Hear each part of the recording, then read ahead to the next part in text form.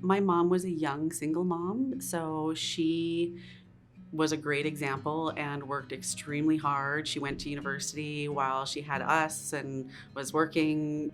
When I was maybe 13, it really started to get rocky. We didn't see eye to eye. I think at the end of the day, we didn't know how to tell each other what we needed or to listen to each other. And we didn't know how to show each other that we loved each other. In grade 11, there's people around you, they're smoking pot. You start meeting other people that are doing other drugs. The moment I started getting into hard drugs would have been around the time that I became homeless. My mom and I were arguing about something. I don't remember what. I yelled an expletive at her across the house, and that was the culminating event, the straw that broke the camel's back. And she said, "That's it. You're done. You're out."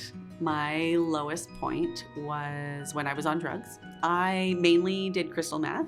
I was homeless. I had nothing, and I remember thinking to myself that I was going to die. At the time, my sister was engaged, and my name at the time was different. I had actually taken on my stepdad's last name.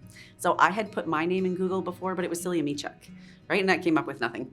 And so my sister's fiance at the time put her name into Google, and it came up with my dad's website saying he was looking for us. So I immediately got his contact information. I called him. I let him know who I was and that I was looking to connect with him. And he came to Edmonton to meet me. The day he met me, I was high, very high on drugs, and hadn't slept for a very long time. He actually asked me if I would be interested in moving to Red Deer. He said, you could get off drugs, but you can't do drugs at my house. You can't be doing that. And I said, yeah, let's go.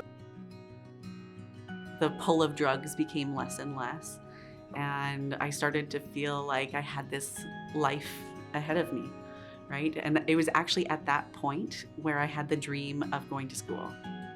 After I graduated from university, I had a hard time getting a job.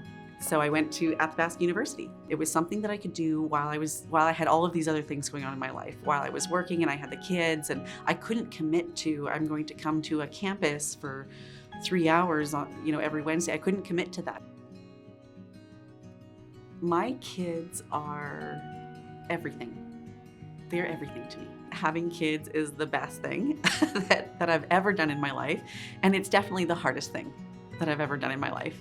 And you think through all of these difficulties I've had in my life and getting over drugs and getting an MBA, these are big hurdles. These are very difficult things.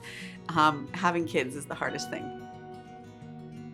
I'm as transparent as possible with them. Of course, there's some things I can't share with them because they're just too young to hear those things.